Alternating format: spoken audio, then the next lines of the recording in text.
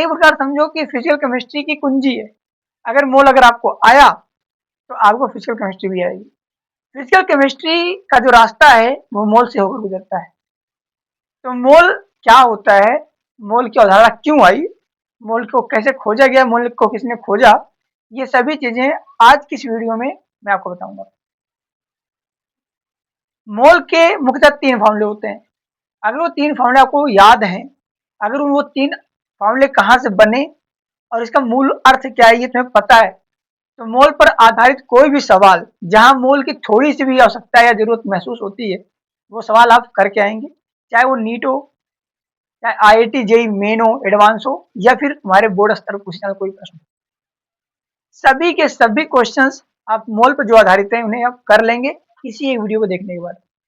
अच्छा, एक बात और आपको बता दूं, ऐसा नहीं है कि मैं आपको केवल मोल की परिभाषा या मोल के आपको सूत्र रटाने आया हूँ या समझाने आया हूँ। मैं मोल पर आधारित प्रश्न भी कराऊंगा और इतने प्रश्न कराऊंगा कि आपको मोल की एक एक अवधारणा, एक एक कॉन्सेप्ट आपको मन मस्तिष्क में बैठ जाएगा।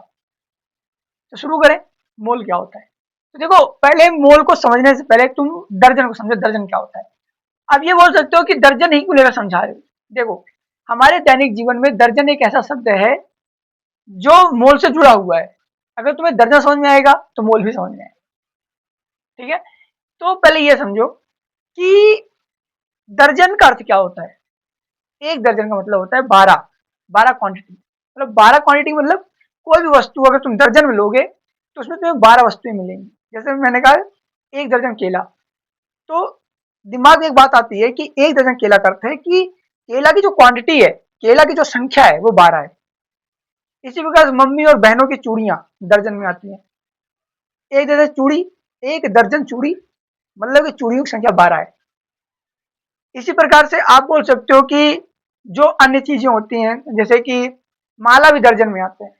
जो माला होता है, माला भी दर्जन में आता है, एक दर्जन माला, या एक दर्जन मोबाइल फोन। जिसको तौला ना जाए, जिसको गिन कर दिया जाता है, उसे हम दर्जन में लेते हैं, एक दर्जन कहलाता है। एक दर्जन कंबल दुकानदार लेते हैं, होलसेलर से लेते हैं, होलसेलर से। हमसे तो हम तो एक दो कंबल लेने जाते हैं, ये जब दुकानदार लेने जाता है तो एक दर्जन के रूप में लेता है। कोई मोबाइल फोन लेने जाएगा, जो होलसेलर है, जो दुकानदार है, वो एक दर्जन क्वांटिटी लेकर आएगा। तो दर्जन का अर्थ होता है कि उसमें 12 क्वांटिटी है। इसी प्रकार से मोल का अर्थ होता है कि उसमें कुल मिला करके 6.022 इंटू 10⁻23। इसको समझो, मतलब कोई अगर तुमसे कहता है एक मोल है, कोई वस्तु एक मोल की इक्वल है मेरे लाल, तो इसका अर्थ है कि उसमें 6.022 इंटू 10⁻23 कण है। क्या है, एक मोल में 6.022 इंटू 10⁻23। हिंदी में बोले तो 6.022 गुणे 10⁻23 मोल है। इस 2 के स्थान पे 3 भी कभी लिखा जाता है, पर उसका कोई ज्यादा अर्थ नहीं हो जाता है। इसको समझो, इसको ज्यादा कोई अर्थ नहीं है, इसलिए इतना ही चलता है। ये सवाल ये आपको याद होना चाहिए। ये जो नंबर लिखा हुआ है, इसका अर्थ क्या है। इसका इतना ही अर्थ है कि अगर हमारे पास 1 मोल जल है, तो उस जल में, जैसे समझो, यदि मैं कह दूं 1 मोल जल, मैंने क्या कह दिया, 1 मोल जल, जल बेटा यानी छोटू। देखो, अगर मैं बेटा शब्द बोलूं तो चक्कर मत खाना, एक हैबिट हो गई बोलते बोलते, ठीक है। 1 मोल जल या H2O, इसका अर्थ क्या है।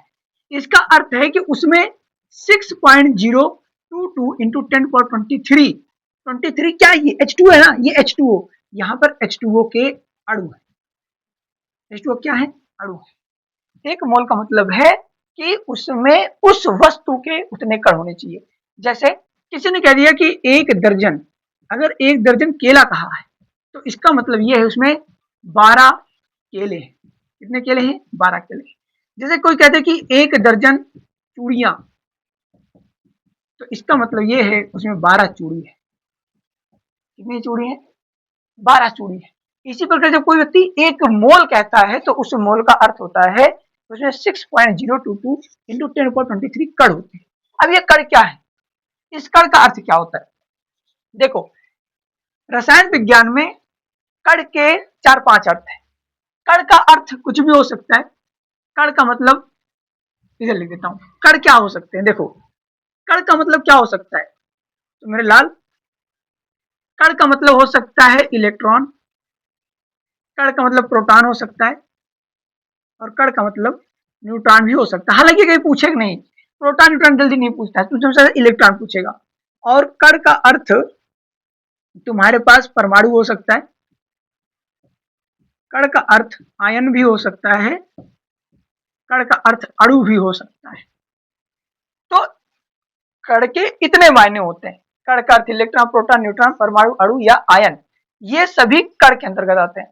जब भी कोई तुमसे पूछेगा कि कितने कण हैं, तो जो कण का नाम लेगा वो यहाँ लिख उठेगा, इस कण के स्थान पर वो लिख देना है। जैसे मैंने कहा 1 मोल में कितने कण, तो आपने जवाब दिया 6.022 इंटू 10⁻23 कण।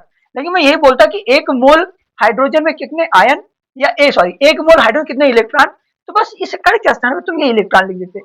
लेकिन मैं पूछता कि 1 मोल कितने प्रोटॉन, तो आप इस कण के स्थान प्रोटॉन लिख देते। इसी प्रकार से परमाणु पूछते तो कण के स्थान परमाणु, अणु पूछता तो कण के स्थान पर अणु, और अगर आयन पूछता तो कण के स्थान पर हम आयन लिख देते हैं। ये चीजें क्लियर हो नहीं क्लियर है? ये जो क्लियर है, चलो हर चीज क्लियर हो गई, ठीक है। अब मेरे लाल ये बात आती है कि ये जो कण है, इस कण की खोज किसने कर दी, ये कण कैसे कैलकुलेट किया गया। देखो इस कण का जो कैलकुलेशन किया था वो एवोगाद्रो ने किया था, एक वैज्ञानिक है एमेडियो एवोगाद्रो, है ना। उन्होंने बताया था, ये प्रयोग करके बताया था, हम प्रयोग यहाँ नहीं कर सकते, रसायन विज्ञान का प्रयोगशाला में प्रयोग होगा। उन्होंने ये प्रयोग करके बताया था कि अगर तुम कोई भी कण उठाते हो, कोई भी अणु, यौगिक, आयन कुछ भी ले लेते हो, अगर उसके 1 मोल की गणना करोगे, जैसे हम 1 दर्जन लेते हैं, ऐसे हम 1 मोल लेते हैं, तो उस मोल में हमेशा इतने ही कण पाए जाएंगे। अब वो कण कुछ भी हो सकते हैं, कन्फर्म है इतने ही कण पाएंगे। पूछ सकते हो ऐसे कैसे पॉसिबल है, होता है। जैसे 1 दर्जन में 12 केले होते हैं और 1 दर्जन में 12 चूड़ियां भी होती हैं, तो इसी प्रकार से 1 मोल में वो सारे होंगे, वो सारे कण होंगे, चाहे वो कोई भी कण हो, चाहे इलेक्ट्रॉन हो, प्रोटॉन हो, परमाणु हो, अणु हो, आयन हो, न्यूट्रॉन हो, कुछ भी हो, वो 1 मोल में उतने ही होंगे। यहां तक बात समझ में आ गई, नहीं समझ में आ गई? यहां तक बात क्लियर है? अब सवाल उठता है कि हम मोल की गणना कैसे करते हैं, मोल को आप कैसे कैलकुलेट कर सकते हो। मोल अगर ज्ञात करना हो, हमारे प्रश्न में मोल आते हैं, और मोल ज्ञात करने के लिए कई तरीके होते हैं, वो तरीके क्या क्या है। तो मोल ज्ञात करने के हमारे पास 3 तरीके होते हैं, ध्यान देना। मोल ज्ञात करने के मेरे लाल 3 तरीके होते हैं। जो पहला तरीका होता है वो होता है कणों की संख्या के आधार पर, या चलो पहले हम दिए गए भार के आधार पर ज्ञात कर सकते हैं। दिए गए भार के आधार पर, दिए गए भार के आधार पर, दिए गए भार के आधार, दिए गए भार के आधार का मतलब क्या होता है। दिए गए भार के आधार का अर्थ है कि अगर तुम्हें मोल ज्ञात करना है, तो मोल का सूत्र पता क्या बन जाएगा। मोल का सूत्र बन जाएगा, जो भी तुम्हें भार दिया गया है, दिया गया भार किसका, जिसका भी तुम्हें मोल ज्ञात करना है, जिसका भी तुम्हें मोल ज्ञात करना है। तुम्हारे प्रश्न उसने NaOH बोला है, तुम्हारे पास NaOH का दिया गया भार होना चाहिए। दिया गया भार वो बता देगा कि 5 ग्राम दिए हैं, 2 ग्राम दिए हैं, 18 ग्राम दिए हैं, 4 ग्राम दिए हैं, 3 ग्राम, 0.35 ग्राम दिए, जो भी देगा वो दिया गया भार होगा। बटे में अणु भार, बटे में क्या हो जाएगा, अणु भार। तो मोल ज्ञात करने का फॉर्मूला होता है मोल बराबर दिया गया भार बटे में अणु भार। प्रतीक होता है, और दिए गए भार को W से लिखते हैं, अणु भार को हम मोलिकुलर वेट M से लिखते हैं। तो वो ABCD जो है ना, वो अपने मन से कर लेना, मैं तुम्हें ABCD से लिख के से गुमराह नहीं करूंगा। बस इतना जान लो कि मोल को हम स्मॉल n से दर्शाते हैं। किससे, स्मॉल n से। सिर्फ एक जगह मैं लिखूंगा, वरना कहीं भी ऐसी नहीं लिखूंगा। आपको बस हमेशा हिंदी में याद करना है, क्योंकि ABCD में जब पढ़ोगे तुम, तो कभी कभी ना ABCD की वजह से कई कई कंफ्यूजन हो जाती है। कभी कभी अणुभार को भी M से लिखते हैं, मतलब अणुभार को भी M से लिखा जाता है, और इसी M को हम मोलरता भी कहते हैं। तो बड़ी कंफ्यूजन हो जाती है ये M क्या है। तो मैं इस M से बचाव करता हूँ, मतलब कि मैं हिंदी में अगर याद रहेगा मुझे, तो ABCD तो बना ही लेंगे। ABCD कोई मूल्य नहीं, तो पर मतलब शब्द को तुम्हें पता है, शब्द बारे में पता है, तो चीज ऑटोमेटिक तुम्हें आने वाली है। तो मोल बराबर क्या हो गया, मोल का मतलब है दिया गया भार बट्टे में अणु भार, दिया गया भार बट्टे में अणु भार। जैसे एग्जाम्पल समझो, इसका एक उदाहरण देखो। जैसे मान लेते हैं, मैंने आपसे कहा कि 5 ग्राम NaOH, 5 ग्राम NaOH के कितने मोल हैं, में कितने मोल हैं, में 5 ग्राम NaOH में कितने मोल है, कितनी है, देखो कितने मोल है। अब इस पर मैं तो सवाल करा देता हूँ, ठीक है। 5 ग्राम NaOH में कितने मोल है, बोल दिया, उसने दे दिया ना 5 ग्राम, 5 ग्राम दिया है। तो अगर तुम्हें मोल याद करना है मेरे लाल, तो मोल कैसे याद करोगे बच्चे? मोल बराबर दिया गया भार, दिया गया भार, दिया गया भार कितना है? 5 ग्राम, 5 ग्राम बटे में NaOH का अणु भार, NaOH का अणु भार कितना होगा भाई? 23 इसका होता है, एक इसका होता है 24।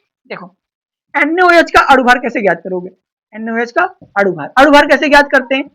अणु भार कैसे ज्ञात करते हैं? देखो अगर चीज तुम्हें आती है तो आगे बढ़ा के देख लेना, वरना अगर नहीं आती सीख लेना। NaOH बेटा, तो Na का परमाणु भार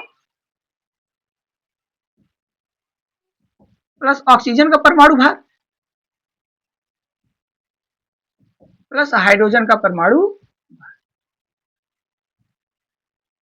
भाई NaOH का परमाणु भार कितना होता है? 23, 23.5 होता है, 23.5 होता है, लेकिन हम 23 लेकर चलेंगे ताकि कैलकुलेशन हमारी आसान हो जाए। और ऑक्सीजन कितना होता है? ऑक्सीजन 16 होता है, और हाइड्रोजन कितना होता है? 1 होता है। दिख रहा है ना? तो 23 से 24, 24 कितने? 40 हो गए। तो ये कह सकते हैं कि NaOH का जो अणु भार होता है वो 40 ग्राम होता है और परमोल होता है। अणु भार हमेशा प्रति मोल ज्ञात करते हैं, ठीक है? एक मोल का हम अणु भार हमेशा निकालते हैं। तो 40 ग्राम प्रति मोल हो गया। यहाँ तक समझ आई मेरी बात? एकदम कन्फर्म समझ आ रहा नहीं आ रहा है? ठीक है, तो 40 ग्राम प्रति मोल। NaOH का अणु भार कितना बच्चे? 40 ग्राम प्रति मोल निकल कर आ गया। चले, तो अब मोल मुझे याद करना है, तो मोल कैसे याद करेंगे? दिया गया भार कितना है? 5 ग्राम है, बटे में अणु भार कितना है? 40 है। तो ये मत लिख, वो मत लिखना ग्राम ग्राम, 5 बटे में 40 काट के देख लो। अगर तुम 40 से डिवाइड करोगे 5 को, कितना आंसर आएगा? 0.50 हो गया। 40 के नाम 40, यहाँ बचेगा 10, ये एक दशमलव 0 ले सकते हैं, 40 गुना 80, यहाँ 20 बचेगा, 40 पंचे 200, इसका आंसर आ जाएगा 0.125 मोल। अब सवाल ये, इस मोल का अर्थ क्या होता है? ये जो मोल लिखा है इसका अर्थ क्या? देखो एक प्रतीक है, पर मोल जो है, मोल का जो शब्द सा अर्थ होता है उसका मतलब ढेर सारा होता है, मतलब कई सारी को, अगर हम ढेर के समूह को बोलें, ढेर के समूह का मोल बोल सकते, कोई दिक्कत नहीं। चलो एक और सवाल करते हैं हम लोग, अगली सवाल देखो, दूसरा एग्जाम्पल देखो। अगर मैं आपसे कह दूं कि 23 ग्राम सोडियम क्लोराइड है, सोडियम क्लोराइड कठिन हो जाएगा, कैलकुलेशन लंबी हो जाएगी, तो हम एक काम करें, 23 ग्राम O2 ले लेते हैं। 23 ग्राम O2 में कितने मोल होंगे? 23 ग्राम O2 में कितने मोल होंगे? ठीक है, तो मोल ज्ञात करने का सूत्र क्या होता है? आप भी कैलकुलेशन करके देखो, एक बार करके देख लो, कैलकुलेशन करके ट्राई करो कि ये चीज आने लगी नहीं आने लगी। तो दिया गया भार कितना बेटा? 23।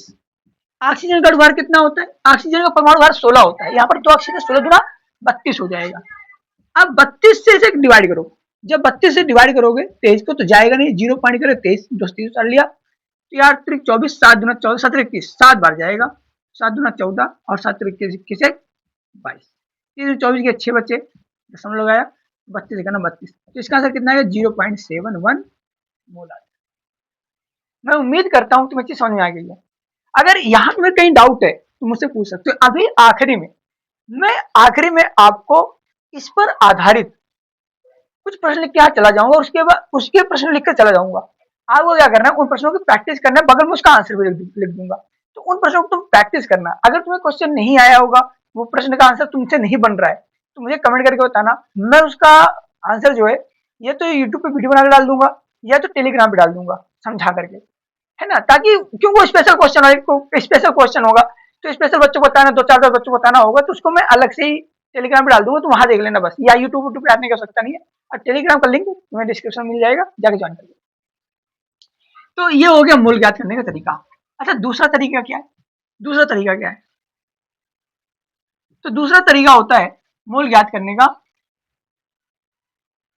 दूसरा तरीका क्या होता है? अगर तुम्हें कणों की संख्या दी गई हो, दिए गए कणों की संख्या के आधार पर, दिए गए कणों की संख्या के आधार पर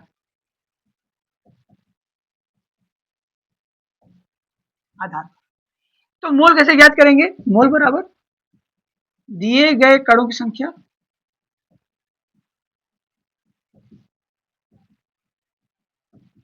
बटे में अवगाद्रो संख्या।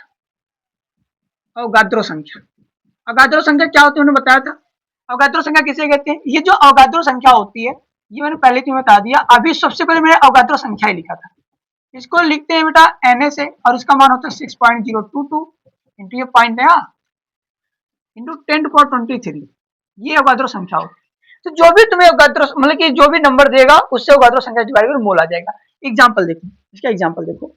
मान लेते हैं कि ऐसे बोल दिया गया कि 3.02 गुणे 10⁻23 कण हैं हाइड्रोजन के H2 के। तो H2 के मोल कितने होंगे, राइट। अब चूंकि यहां पर हम वाला नियम नहीं लगाएंगे, ये कण है तो कण वाला नियम लगाएंगे या कण वाला सूत्र लगाएंगे, क्लियर है। क्योंकि हमें कण दिया गया ना, तो हम कण पर फोकस करेंगे, ना कि दिए गए भार पर। भले भार दे दिया होता, अभी मैं एक सवाल करके दिखाऊंगा उसमें भार भी दिया रहेगा और तुम कंफ्यूज होगी। नहीं, कण से याद करना। कैसे याद करना? कण से याद करना। तो इसका आंसर क्या हो जाएगा? इसके मोल ज्ञात करने के लिए सूत्र क्या होता है? दिए गए कणों की संख्या कितनी है?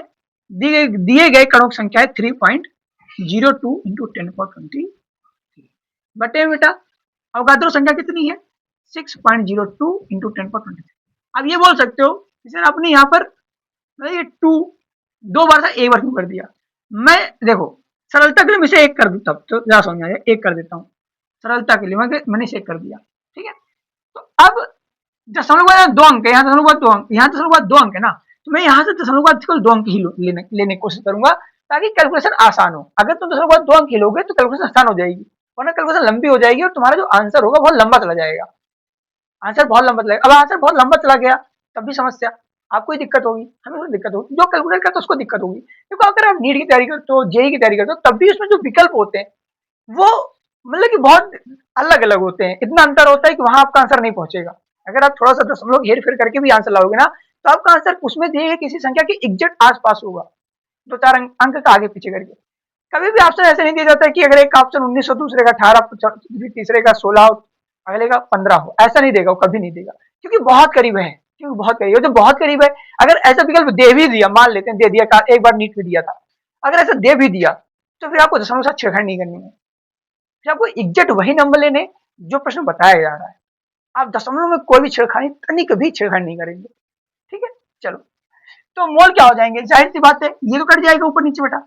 अब ये 2 बार जाएगा तो ये 1 है, तो इसका आंसर 0.5 आ जाएगा। क्यों? क्योंकि ये आधा है, ये जो संख्या तुम्हें दी गई है ये इसकी आधी है, तो आधी को हम 0.5 भी कहते हैं। तो इसका आंसर कितना गया? 0.5 दिख रहा है ना, 0.5 मोल आ जाएगा। तो इस तरीके से हम याद करते हैं। ये बात समझ में आ गई? चलो, मुझे उम्मीद है कि मैं जो तुम्हें समझाना चाहता हूँ तुम्हें समझ में आ रहा है। अब एक आखिरी जिस पर सवाल मतलब जहां से मोल ज्ञात करते हैं, तो वो तीसरा है दिए गए आयतन के आधार पर।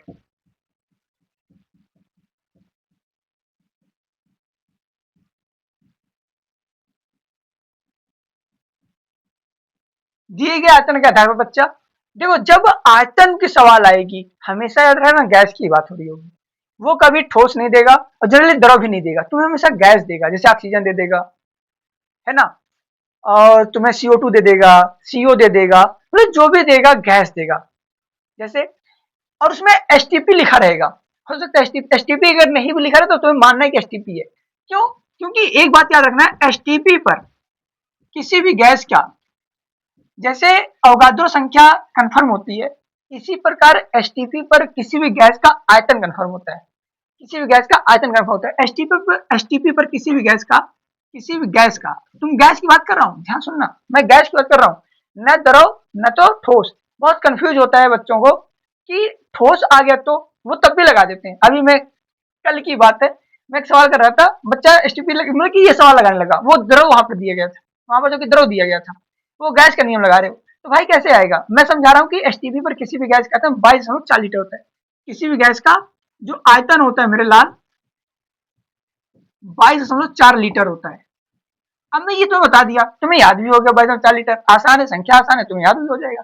लेकिन आगे जब तुम फंस गए, जब सवाल आएगी वहां तुम ये नहीं ध्यान दोगे कि गैस है, द्रव है कि या ठोस है, और तुम ले धर्रम धर्रा गाड़ी अपनी चलाए जा रहे हो, इंजन को घिसते जा रहे हो। भाई इंजन अगर पेट्रोल वाला है और उसमें तुम मिट्टी का तेल डालोगे, कड़ू का तेल डालोगे या फिर डीजल डालोगे, तो इंजन तो खराब हो जाएगा।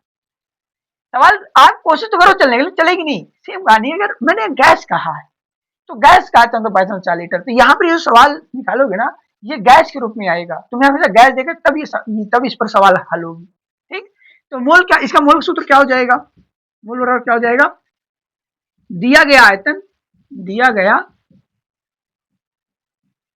आयतन बटे में 22.4 लीटर। ठीक है, दिए गए पात्र में, एक दिए गए कोई पात्र है, उसमें 2.34 लीटर गैस भरी हुई है। तो कहता है कि गैस के मोलों की संख्या, हमें नहीं पता कि गैस कौन सी है, ऑक्सीजन है, carbon dioxide, carbon monoxide, hydrogen sulphide है, कोई गैस भी हो सकती है। ये कह रहा है कि कंटेनर हमने लिया है, मान लो ऐसा कंटेनर है, और इस कंटेनर में जो गैस भरी है, उस गैस का जो आयतन है, इस गैस का जो आयतन है वो 2.4 लीटर है। तो पूछता है आपसे कि इसमें इसी गैस के मोल कितने होंगे। तो गैस का मोल कैसे ज्ञात करते हैं हम लोग, मतलब कि तुम्हें आयतन दिया गया तो मोल कैसे ज्ञात करते हैं, तो मोल बराबर क्या हो जाएगा, दिया गया आयतन, दिया गया आयतन बटे 22.4 लीटर। आपने देखा कि यहाँ पर प्रश्न में लीटर दिया गया है, तो हम सीधे लीटर लिखेंगे। तो ये आंसर कितना दिया गया था, कितना 2.34 बटे में 22.4। ये देखो दशमलव के बाद एक अंक यहाँ पर, यहाँ दशमलव 2 अंक कहते, काम करते हैं दशमलव के बाद अंक मिला देते हैं। अब ये दशमलव दशमलव कट जाएगा, ये 234 2240। अब 2240 से सीधे 234 को डिवाइड करो, देखो अभी कठिन लगता है, धीरे आने लगेगा। तो ये दशमलव जीरो लगा, दशमलव कर देंगे, 2340 हो गया। तो 2240 से करना 2240, तो ये आंसर कितना आ जाएगा, 0 आ जाएगा, तीनों से हो गए 100 आ गया। अभी भी नहीं जाएगा, ये 1000 हो गया। ठीक है, अभी ये 2200 है, ये 1000 नहीं जाएगा, तो एक जीरो लगा करके हम इसे 10,000 कर देंगे तो 4 बार जाएगा। तो इसका आंसर कितना आ गया, 0.104 मोल आ जाएंगे, मोल। ठीक है, तो इस प्रकार अगर तुम ये तीनों फॉर्मूले याद कर लेते हो, मोल दिए गए भार के आधार पर ज्ञात करना, मोल कणों की संख्या के आधार पर ज्ञात करना, और मोल दिए गए आयतन के आधार पर ज्ञात करना, तो मैं गारंटी लेता हूँ, 100% गारंटी लेता हूँ कि आपको मोल को लेकर कोई भी कंफ्यूजन नहीं बची रहेगी। मतलब जितने भी मोल के सवाल हैं फिजिकल केमिस्ट्री में, वे सब आपको आएंगे, आई गारंटी। मैं पूरी गारंटी लेता हूँ कि वो सब चीज आपको आएगा जो मोल में पूछा जाता है। और फिजिकल केमिस्ट्री आपके टिप्स पर हो जाएगी, टिप्स पर, टिप्स पर होना गारंटी, नीट हो, जेई हो, या फिर बोर्ड हो। ठीक है, चलते हैं फिर अगली वीडियो में मिलते हैं। अरे हाँ, अगर तुम्हें कोई क्वेरी है, कोई क्वेश्चन है, कुछ पूछना चाहते हो, कमेंट बॉक्स खुला हुआ है, जाकर वहां पूछ सकते हो। कोई चीज की जानकारी लेनी है, डिस्क्रिप्शन बॉक्स में आकर चेक कर सकते हो, आपको वहाँ सारी जानकारी मिल जाएगी। टेलीग्राम चैनल जरूर जरूर जरूर से जरूर ज्वाइन कर लेना। मिलते हैं अगली वीडियो में।